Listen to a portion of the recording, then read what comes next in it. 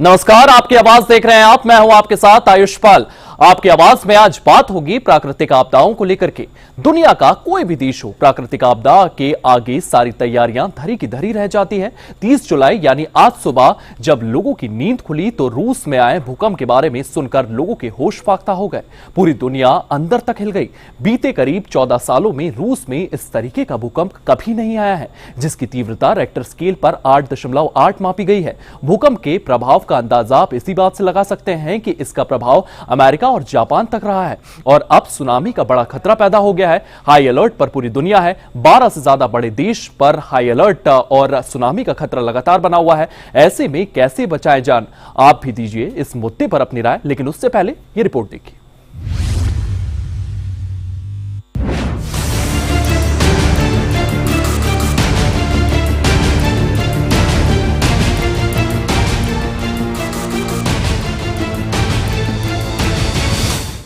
तस्वीरों को जिसने भी देखा उसकी रूह अंदर तक कांप गई। तबाही की ये तस्वीरें रूस की हैं, जहां 30 जुलाई को दुनिया का अब तक का सबसे खतरनाक भूकंप आया है। इस भूकंप की रेक्टर स्केल पर तीव्रता 8.8 मापी गई और गहराई 20.7 किलोमीटर रही। भारतीय समय अनुसार ये भूकंप सुबह 4:54 पर आया। भूकंप कामचटका प्रायद्वीपीय इलाके में आया, जिसका अभाव आसपास के कई इलाकों में महसूस किया गया, जिससे हाहाकार मच गया। भूकंप के बाद कामचटका के तटीय इलाकों में करीब 4 मीटर ऊंची सुनामी लहरें उठी। इस भूकंप से कई इमारतों और घरों को नुकसान पहुंचा। कुछ घरों की छतें गिर गई, सामान बिखर गए, सड़कों पर गाड़ियां हिलने लगी, लोगों के आशियाने टूटने लगे, लोग इधर उधर भागने लगे, सुरक्षित स्थान की तलाश करने लगे। तस्वीरें बताने के लिए काफी है कि भूकंप के समय माहौल क्या था। अब सिर्फ भूकंप ही नहीं बल्कि सुनामी का भी खतरा दुनिया के कई देशों को सताने लगा है। यहाँ तक कि कई देशों में सुनामी का प्रभाव भी नजर आने लगा है। रूस और जापान में कुछ कोस्टल इलाकों में सुनामी आई। अमेरिका के हवाई और अलास्का में भी सुनामी आई। रूस, जापान, अमेरिका, चीन, Indonesia, Ecuador, Chile, Costa Rica, France, Polynesia और गुआम के कोस्टल इलाकों में सुनामी का अलर्ट जारी हुआ। अब दुनिया में कब कब और कहां कितनी तीव्रता से भूकंप आया जिसने भारी तबाही मचाई, वो भी जान लीजिए। साल 1960 में चिली में 9.5 की तीव्रता से भूकंप के झटके महसूस किए गए। 1964 में अलास्का में 9.2 की तीव्रता से भूकंप आया। इधर साल 2011 में जापान में 9.1 की तीव्रता से भूकंप के तेज झटके महसूस किए गए। वहीं 2004 में इंडोनेशिया में 9.1 की तीव्रता से भूकंप आया। वहीं 1952 में रूस के कामचटका में 9.0 की तीव्रता का भूकंप आया। 2025 में रूस कामचटका में 8.8 का भूकंप दर्ज हुआ। 2001 में भारत के गुजरात में 7.9 की तीव्रता से तेज भूकंप के झटके महसूस हुए। 1999 में ताइवान की धरती हिली, 7.6 की तीव्रता से भूकंप आया। 1995 में रूस के सखालिन में 7.5 की तीव्रता से भूकंप के झटके महसूस किए गए। तो ताइवान में साल 1935 में 7.4 की तीव्रता दर्ज की गई। भूकंप के बाद प्रशांत महासागर में उठी सुनामी की लहरों ने सबको जला दिया। सुनामी का प्रभाव जापान के तटीय इलाकों में साफ देखने को मिला। सुनामी की वजह से जापान में करीब 20 लाख लोगों को घर छोड़कर सुरक्षित ठिकानों पर जाने के लिए कहा गया है। जापान के फुकुशिमा न्यूक्लियर प्लांट तक सुनामी की लहरों ने दस्तक दी है, जिसे देखते हुए अलर्ट जारी किया गया। अब ऐसे में सुनामी आने पर क्या सावधानी बरतनी चाहिए, वो भी जान लीजिए। तटीय इलाकों से तुरंत ऊंचे स्थानों या फिर मजबूत इमारतों की चौथी मंजिल पर जाएं। लहरें देखने के लिए समुद्र तट पर न जाएं, समुद्र तट से दूर ही रहें। स्थानीय अधिकारियों और सुनामी चेतावनी केंद्रों की सलाह को मानें। भविष्य में भूकंप रोधी इमारतें और बेहतर शहरी नियोजन की योजना बनाएं। बहरहाल सावधानी ही आपदा से बचने का उपाय है। फिलहाल भारत के मौसम विभाग ने किसी भी प्रकार की सुनामी या फिर भूकंप आने से इनकार कर दिया है, लेकिन किसी भी प्रकार की आपदा से बचने के लिए व्यवस्था, सावधानी और उपाय जरूरी है। ब्यूरो रिपोर्ट, सूर्य समाचार।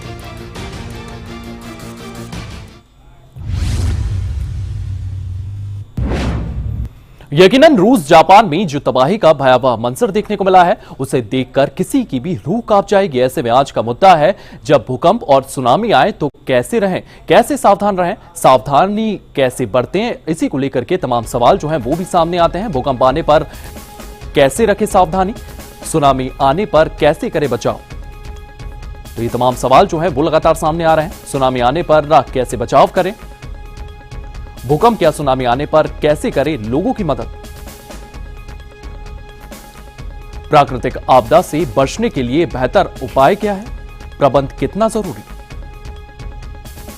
तो ये तमाम सवाल जो हैं वो लगातार बने हुए हैं। आपको बता दें कि रूस में भूकंप आया था, जिसके चलते वहां पर सुनामी जैसी स्थितियां पैदा हो गई। और इसी को लेकर के हमारे सहयोगी देवांश हमारे साथ मौजूद हैं। देवांश, रूस में जिस तरीके का भूकंप आया है, उसके बाद सुनामी की भी अटकलें लगातार बनी हुई है। हम लोग कितने तैयार हैं? अगर दिल्ली एनसीआर की अगर आप बात कर लें तो वो भी हिमाचल की टेक्टोनिक प्लेट्स पर बसा हुआ है। हम लोग कितने तैयार हैं?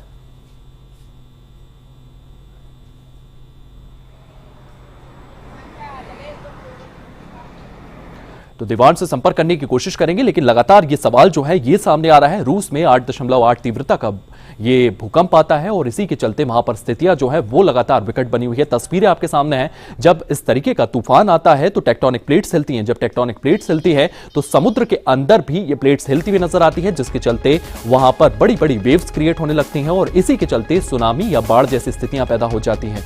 और कहीं ना कहीं रूस में जिस तरीके से 8.8 तीव्रता का ये भूकंप आया है, उसके बाद से लगातार सुनामी आने की अटकलें जो हैं वो लगाई जा रही है। 12 से 14 ऐसे देश हैं जो इसके चलते प्रभावित हुए हैं। इसके झटके जो हैं वो जापान और यूएसए तक महसूस किए गए हैं और स्थितियां जो है उस क्षेत्र में इसी तरीके की बनी हुई है। लेकिन सबसे बड़ा सवाल यहां पर यह आ जाता है कि रूस जिस तरीके से ये भूकंप आया है, क्या भारत भी इस तरीके के भूकंप के लिए तैयार है? लगातार हम अगर बात करें तो दिल्ली एनसीआर में भी भूकंप के झटके देखे जा रहे हैं, हरियाणा प्रदेश में भी भूकंप के झटके देखे गए हैं, जम्मू कश्मीर में भूकंप के झटके देखे गए हैं और लगातार ये जो हिमालयन प्लेट्स हैं इनमें भूकंप आ रहा है। तो सबसे बड़ा सवाल यहां पर यह खड़ा हो जाता है कि हम भी क्या तैयार हैं इस तरीके के भूकंप के लिए? और रूस का जो भूकंप है इसको लेकर के लगातार एनालिसिस चल रहा है। तमाम भूवैज्ञानिक जो है वो वहां पर पहुंच रहे हैं, जांच पड़ताल करते हुए नजर आ रहे हैं कि कितना ताकतवर ये पूरा भूकंप था। तबाही का मंजर भी वहां पर देखने को मिल रहा है और इसी को लेकर के हमारे सहयोगी देवांश हमारे साथ फिर से जुड़ चुके हैं। देवांश, जिस तरीके का भूकंप जो है वो रूस में देखा गया है, इसी तरीके के भूकंप के लिए क्या भारत भी तैयार है? हमारी तैयारियां कितनी पुख्ता है इस चीजों को लेकर के? जी बिल्कुल, देखिए जिस तरीके से ये रूस में जो भूकंप आया है, जिसकी रिक्टर स्केल पे तीव्रता 8.8 मानी गई है, तो ये अपने आप में काफ़ी ज़्यादा खतरनाक भूकंप माना जा सकता है, क्योंकि 8.8 की तीव्रता अपने आप में ही काफ़ी ज़्यादा खतरनाक हो सकती है। और उसके बाद जो भयावह मंजर सामने निकल कर आ रहे हैं रूस से, तो उसी से अंदाज़ा लगाया जा सकता है कि कितना खतरनाक ये भूकंप आज रूस को पूरी तरीके से हिला कर रख गया। और जिस तरीके से ये भूकंप आया है उसके बाद यहाँ पे कई देशों ने सुनामी की चेतावनी भी जारी कर दी है। रूस में तो चेतावनी लगी ही हुई है, लेकिन उसके साथ साथ यहाँ पर अगर हम बात कर लें अमेरिका की, कनाडा की, न्यूजीलैंड की, और ये वो तमाम देश हैं जहां पर आज सुनामी की जो एक चेतावनी है वो जारी कर दी गई है। क्योंकि देखिए आयुष, जब भूकंप आता है तो जो समुद्री तल में जो प्लेट्स होती हैं वो जब मूव होती हैं तब भूकंप आता है, और जब वो प्लेट्स मूव होती हैं तो स्वाभाविक तौर पर जो उनके ऊपर पानी भरा होता है वो भी मूव होता है और बड़ी बड़ी लहरों में तब्दील हो जाता है। वो लहरें सुनामी का रूप धारण कर लेती हैं और जब वो लहरें बहुत ही विकराल रूप धारण कर लेती है तब उसको सुनामी बोलते हैं। और सुनामी से जो तबाही आती है वो हम सब जानते जानते हैं कि वो कितनी खतरनाक होती है और क्या कुछ नुकसान वो पहुंचा सकती है। अब अगर यहाँ पे हम भारत की बात कर लें तो भारत बिल्कुल किसी तरीके से हम कह सकते हैं कि तैयार है यहाँ पे बड़े से बड़े भूकंप के लिए, क्योंकि अब अगर हम यहाँ पे भारत की बात कर लें तो जो कई तरीके की बिल्डिंग्स हैं वो भी यहाँ पे अर्थक्वेक के लिए बनाई जा रही हैं, क्योंकि जो कि अर्थक्वेक एब्जॉर्बर उनमें अंदर लगाए गए होंगे कि जब कोई अर्थक्वेक आएगा या भूकंप आएगा तो वो बिल्डिंगें, जो बड़ी बड़ी बिल्डिंगें हैं, वो उनको एब्जॉर्ब कर सके। और उसके बाद हम यहाँ पे लोगों की बात कर ले तो लोगों को यहाँ पर सबसे ज्यादा महत्वपूर्ण हो जाता है कि लोगों को अपना ध्यान किस तरीके से रखना है। लोगों को जब भी भूकंप आए तो बड़ी बड़ी बिल्डिंगों से निकल करके बाहर आना है, एक खुली जगह पे आना है, किसी भी बिल्डिंग के नीचे, किसी भी पेड़ के नीचे या किसी भी ऐसी भारी भरकम चीज के नीचे नहीं रहना है जो कि भूकंप आने में गिरे और उससे उनको किसी तरीके की क्षति पहुंचे या किसी भी तरीके की उनको हानि पहुंचे। अब अगर हम यहाँ पे बात कर ले सुनामी की तो सुनामी के वक्त भी लोगों को सबसे पहले तो सरकार यहाँ पर अलर्ट हो जाती है। जिस तरीके से यहाँ पे हम अमेरिका की बात कर ले तो हवाई में यहाँ पर अलर्ट जारी कर दिया गया सुनामी में और वहां से लोगों को शिफ्ट करना भी चालू कर दिया गया ताकि किसी भी तरीके का जान मान का नुकसान यहाँ पर सुनामी ना पहुंचा सके। और भारत अगर हम बात कर ले तो भारत कहीं ना कहीं इन सब चीजों के लिए पूरी तरीके से तैयार नजर आ रहा है। जी देवांश, तैयार नजर आ रहे हैं, लेकिन कहीं ना कहीं आने वाला जो कंस्ट्रक्शन हो रहा है वो सस्टेनेबल डेवलपमेंट को देखते हुए किया जा रहा है। हम अगर पहाड़ी क्षेत्रों की बात करें तो वहां पर भी टनल्स बनाई जा रही हैं, लगातार कंस्ट्रक्शन का काम जो है वहां पर जा रहा है, लेकिन वो सस्टेनेबल डेवलपमेंट के तहत किया जा रहा है। लेकिन दिल्ली जैसे महानगरों की अगर बात करें तो यहां पर तमाम ऐसी कॉलोनियां हैं जहां पर बिल्कुल सकरी गलियां हैं, चिपके हुए मकान है, और अगर खुदा ना खास्ता अगर दिल्ली में भी भूकंप जैसी स्थितियां पैदा हो जाती हैं तो स्थिति जो है वो काफी विकट हो जाएगी। इसको लेकर के किस तरीके की तैयारियां देखने को मिल सकती हैं आने वाले भविष्य में?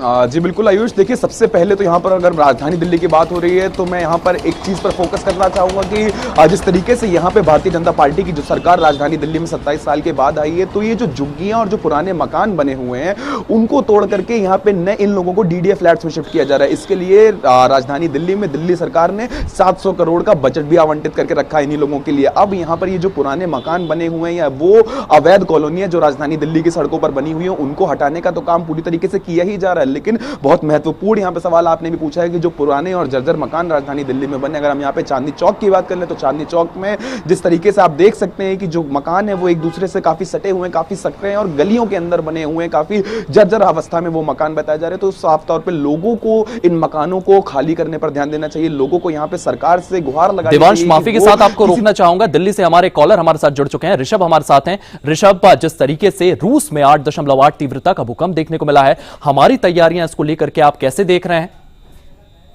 बिल्कुल, अभी मैं आपकी एक खबर देख रहा था और तस्वीरें काफ़ी ज़्यादा दिल दहलाने वाली है जो ये तस्वीरें हैं। और जहाँ तक बात रही दिल्ली की तो सरकार वैसे कहती तो है कि सरकार हर आपदा से निपटने के लिए तैयार है, लेकिन ये हर किसी को पता है कि जब आपदा आती है, प्राकृतिक आपदा आती है, तो उसमें सरकार कुछ नहीं कर सकती। और जहाँ तक बात रही दिल्ली की तो दिल्ली की हालत सभी को पता है, दिल्ली का जो एरिया है वो कितना कंजेस्टेड है। तो अगर इस तरीके का भूकंप अगर दिल्ली में आता है तो मुझे लगता है काफ़ी ज़्यादा तबाही होगी, क्योंकि दिल्ली में जो बिल्डिंगें हैं, जो सड़कें, वो काफ़ी मतलब कंजेस्टेड है, वहाँ पे लोगों को भागने तक का मौका नहीं मिलेगा। तो अगर इस तरीके के भूकंप दिल्ली में आते हैं तो तबाही का एक ऐसा मंजर दिखेगा जो शायद अभी तक भारत में या दुनिया में कहीं नहीं देखा गया। और इसीलिए सरकार को भी तैयार रहना चाहिए। भले सरकार कह ले कि हम आपदा से निपटने के लिए तैयार हैं, लेकिन जब जब हमने देखा है जब आपदा आती है तब सरकार हाथ खड़े कर देती है। जी ऋषभ, आपने अपनी बात रखी और लगातार हमारे तमाम कॉलर्स जो है वो हमारे साथ जुड़ रहे हैं। देवांश हमारे साथ लगातार बने हुए हैं। देवांश, हमारे कॉलर की ओर से एक साफ बात कही गई है कि दिल्ली में इंफ्रास्ट्रक्चर जो है उतना एडवांस डेवलप नहीं है। जिस हिसाब से गृह मंत्री अमित शाह की कुछ ही दिनों पहले बैठक हुई है, दिल्ली की मुख्यमंत्री रेखा गुप्ता के साथ वो बैठक करते हुए नजर आए हैं, एक मास्टर प्लान डेवलप किया जा रहा है। क्या इस मास्टर प्लान में भूकंप निरोधी चीजें जो है उन्हें भी ऐड किया जाएगा और आने वाला जो कंस्ट्रक्शन है वो भूकंप को देखते हुए किया जाएगा? देवांश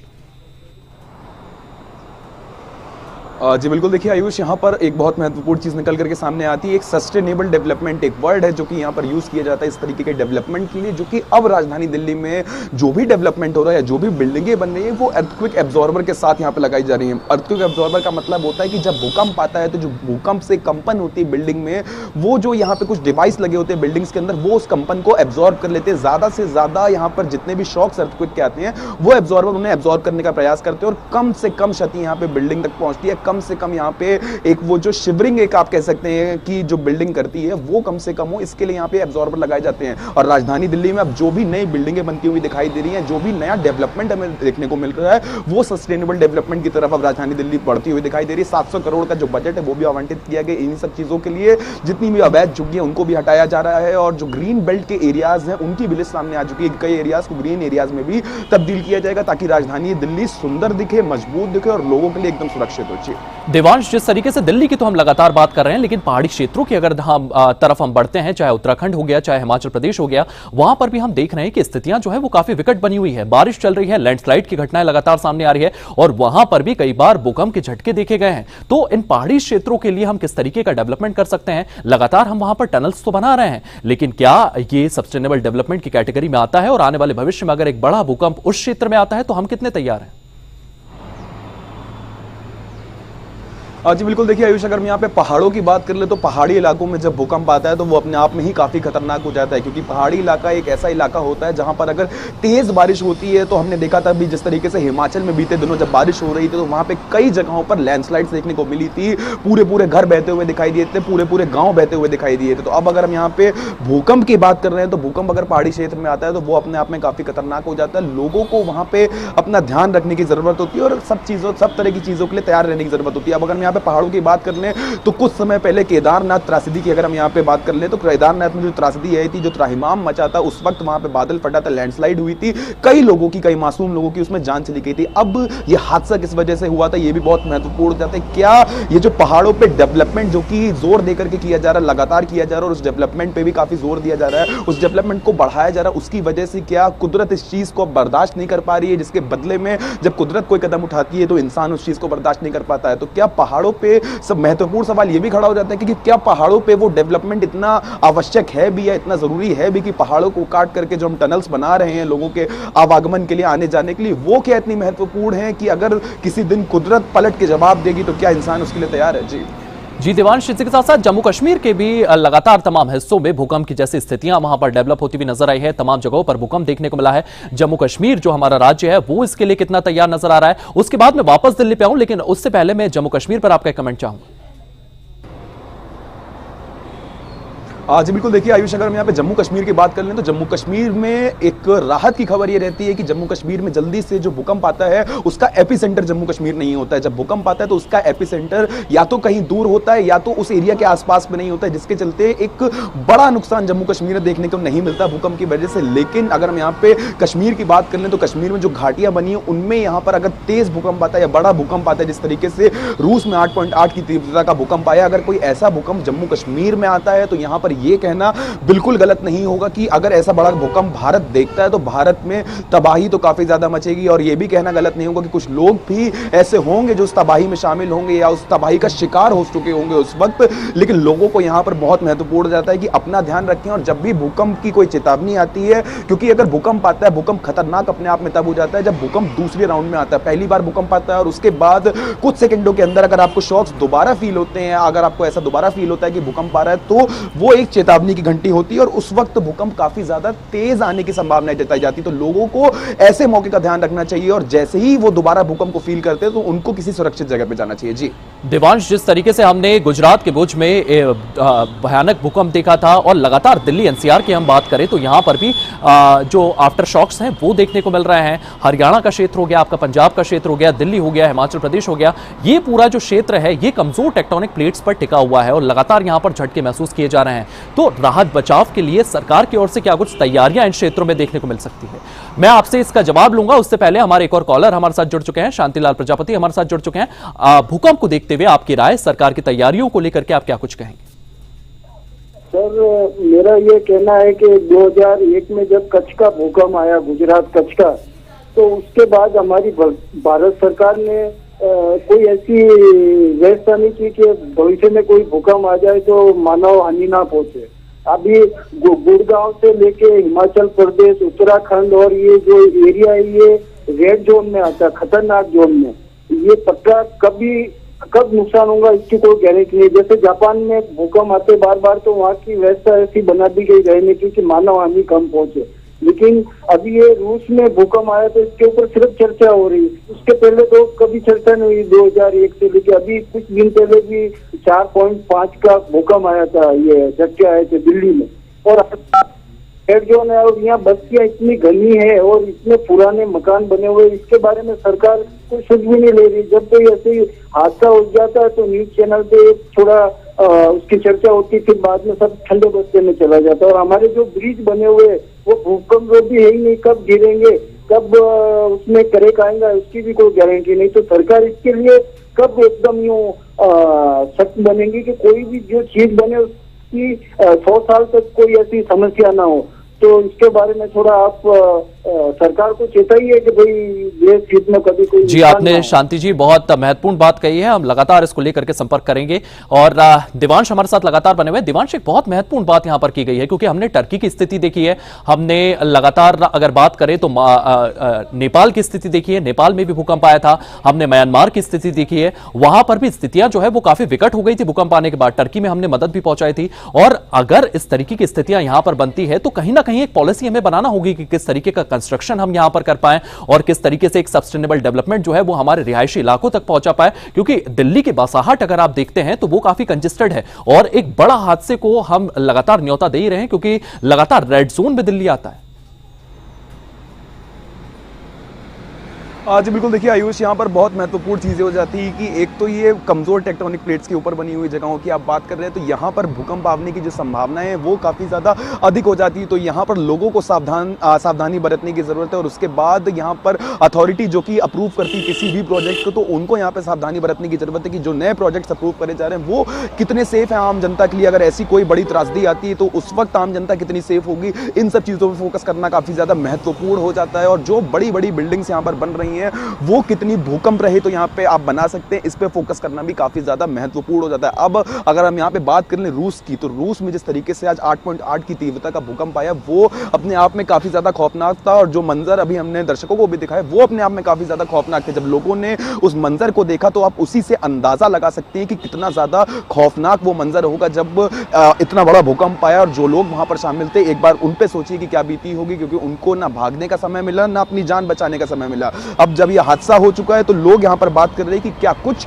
तरीके अपनाए जा सकते थे जिससे ये हादसा टल सके। तो देखिए, ये हादसा टाल पाना तो बहुत मुश्किल है, अब इसमें कितनी सावधानी बरत सकते हैं ये बहुत ज्यादा महत्वपूर्ण जाता है। तो ऐसी सावधानी इस वक्त हमें राजधानी दिल्ली आसपास के सभी क्षेत्रों में बरतने की काफी ज्यादा जरूरत। जी बात तो आपदाओं को लेकर के हमने बात की, तमाम जानकारियां आपके सामने रखी। आपकी आवाज में फिलहाल इतना ही। इसी बीच एक और बड़ी खबर सामने आ रही है। भारत पर 25% टैरिफ डोनाल्ड ट्रंप की ओर से लाद दिए गए हैं। ये बड़ी खबर सामने आई है। आपको बता दें, अमेरिका ने भारत पर 25% टैरिफ लगाए हैं। ये बड़े अपडेट सामने आ रहे हैं। लगातार इस तरीके की खबरें सामने आ रही थी। अब आपको बता दें कि यहां पर 25% टैरिफ लगा दिए गए हैं। जुर्माने के साथ 25% टैरिफ लगाए गए हैं। 1 अगस्त से भारत पर यह जुर्माना लगाया जाएगा। ट्रंप की ओर से ये पोस्ट किया गया है। आपको बता दें, भारत अमेरिका के बीच सब कुछ ठीक नहीं है, ट्रंप ने साफ तौर पर यह कहा है। तो यहां पर ये बड़ी खबरें सामने आ रही हैं। आपको बता दें, डोनाल्ड ट्रंप की ओर से यह पोस्ट किया गया है। हमारे एसोसिएट एडिटर राज ठाकुर हमारे साथ जुड़ चुके हैं। राज सर, किस तरीके से इन टैरिफ्स को आप देख रहे हैं और भारत की इकोनॉमी पर इसका कितना असर पड़ेगा सर? सीधे तौर पर भारत अमेरिका संबंधों को अगर आप देखें तो लंबे वक्त से इन्हें बेहतरीन बताया जाता है, लेकिन जब से भारत और पाकिस्तान के बीच सीजफायर हुआ उसके बाद से लेकर हम लगातार चीजों को देख रहे थे कि दोनों देशों के बीच इस मसले को लेकर बहुत डिफरेंसेस रहे। और पहले से लेकर एक डेडलाइन अमेरिका की तरफ से दी गई थी कि इन तमाम चीजों पर बातचीत होगी और टैरिफ लगाए जाएंगे। इससे पहले हम चाइना समेत पूरी दुनिया में किस तरीके से डोनाल्ड ट्रंप ने, अमेरिका के प्रेसिडेंट ने टैरिफ लगाए उसे हम देख चुके हैं। लेकिन अब जो ये फैसला आया है कि 25% टैरिफ इंडिया पर लगेगा, वो भी जुर्माने सहित 1 अगस्त से, इसके बाद आप कह सकते हैं कि भारत और अमेरिका के बीच चीजें वैसी नहीं है जैसी पहले थी। इसके साथ साथ इस बात का जिक्र भी डोनाल्ड ट्रंप के ट्वीट में किया गया है, जिसे हम अपनी टीवी स्क्रीन पर भी दर्शकों को दिखा रहे हैं। उसमें साफ तौर पर कहा गया है कि भारत रशिया के साथ बिजनेस करता है और जो रशिया के साथ इंडिया बिजनेस करता है उसमें आप देखेंगे कि मिलिट्री को स्ट्रॉन्ग करने के लिए जो तमाम मशीनरी है उसे रशिया से खरीदता है। और साथ ही साथ रशिया वो अमेरिका किस नजर से देखता है हम ये जानते हैं। और सीधे तौर पर यूक्रेन में जो जाने जा रही है रशिया और यूक्रेन के युद्ध के दौरान, उसे लेकर रशिया को जिम्मेदार इसके लिए मानता है और भारत एक क्लियर स्टैंड इस पर नहीं लेता। इसका जिक्र भी वो अपने ट्वीट में करते हैं और साथ ही साथ इस ओर भी इशारा करते हैं कि रशिया के साथ भारत की बढ़ती नजदीकियां और उनके साथ उनके वो एनर्जी हो, वो आप कहें कि इक्विपमेंट्स हो आर्मी से जुड़ी हुई, इन तमाम चीजों का खरीदार बनना भारत का रशिया के साथ उनके फेवर में नहीं जाता। वो सीधे तौर पर अपने ट्वीट के जरिए ये कहना चाहते हैं। लेकिन साथ ही साथ जिस तरीके से लोकसभा में राज्यसभा में बयानों की एक बयासी आई और कहा गया कि तीसरे मुल्क की हिस्सेदारी किसी भी फैसले में भारत और पाकिस्तान के बीच कोई भी फैसला अगर लिया जाता है तो उसे कतई बर्दाश्त नहीं किया जाएगा और हमने कभी भी किसी मुल्क की इस बारे में बात को स्वीकार नहीं किया है। वहां से आप कह सकते हैं कि चीजें कहीं ना कहीं खराब होती हुई नजर आई और अब भारत पर ये 25% रेसिप्रोकल टैरिफ आप इसे कह सकते हैं कि भारत जो टैरिफ अमेरिका पर लगाता है उतना ही टैरिफ आपको भी देना होगा और 25% को इसे तय किया गया डोनाल्ड ट्रंप की तरफ से। इसे अगर आसान भाषा में समझें तो अब भारत के लिए जो सामान भारत अमेरिका को देना चाहता है वहां पर वो और महंगा हो जाएगा। तो ऐसे में भारत के लिए एक बाजार सीधे तौर पर कम होता हुआ नजर आएगा। भारत के जो व्यापारी है उनके लिए वहां पर व्यापार करना और मुश्किल हो जाएगा। ऐसे में भारत को और बाजार तलाशने होंगे अगर इसी तरीके की स्थिति रहती है और ये टैरिफ यहाँ से कम नहीं होता।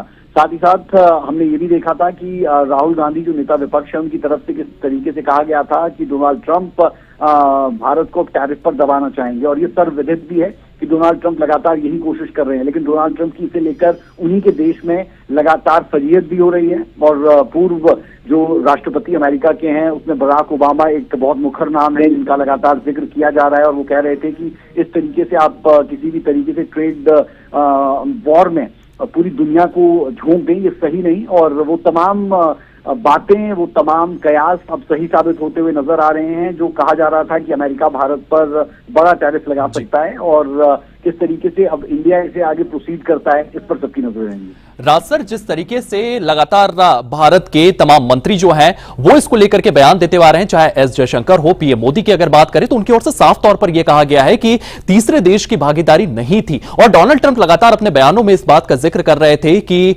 मैंने इस युद्ध को रुकवाया, तो कहीं ना कहीं एक टीस है कह सकते हैं। लेकिन साथ ही साथ हमें ये भी देखना होगा कि जिस तरफ से ये बयान आ रहे हैं उस तरफ के उन बयानों का कितना वजन है। और ये मैं इसलिए कह रहा हूं क्योंकि कई रिपोर्ट से बताती है कि डोनाल्ड ट्रंप जो दावे करते हैं उनमें से ज्यादातर दावे झूठे साबित होते हैं अंततः। और इसे लेकर विदेशी मीडिया भी उन पर कई सवाल इसे लेकर खड़ा करता रहा है। लेकिन ये भी लाजमी है कि जब इस तरीके से कोई क्रेडिट लेगा तो विपक्ष उस पर सवाल खड़े करेगा और एक बड़ा क्वेश्चन मार्क जरूर रहेगा। लेकिन सरकार की तरफ से जो किया जा सकता था, अपना स्पष्टीकरण दिया जा सकता था, एक क्लैरिटी दी गई कि कैसे डीजीएमओ लेवल पर ये सब कुछ होता है और पाकिस्तान के डीजीएमओ इंडिया के डीजीएमओ को कनेक्ट करते हैं, उनसे कनेक्शन स्थापित करते हैं और वहां से वो कहते हैं कि वो इस युद्ध को रुकवाना चाहते हैं, वो सीजफायर की तरफ बढ़ना चाहते हैं। तो पाकिस्तान के आग्रह पर भारत ने ये सीजफायर किया था और उनकी तरफ से ये आग्रह किया गया था, उसके बाद इस युद्ध को रोका गया था। इसमें कोई संशय नहीं रहना चाहिए कम से कम, क्योंकि ये बयान किसी पॉलिटिकल धड़े की तरफ से नहीं आया था, ये सेना की तरफ से आया था और सेना के बयानों को हमें बहुत पेचीदगी के साथ समझना होगा, ये बहुत जरूरी। जी राज सर, इस तमाम जानकारी के लिए आपका बहुत बहुत धन्यवाद। तो डोनाल्ड ट्रंप की ओर से 25% टैरिफ जो है वो भारत पर लाद दिए हैं और इसी को लेकर के उन्होंने पोस्ट भी किया है। फिलहाल इस बुलेटिन में इतना ही। आप बने रहिए सूर्य समाचार के साथ।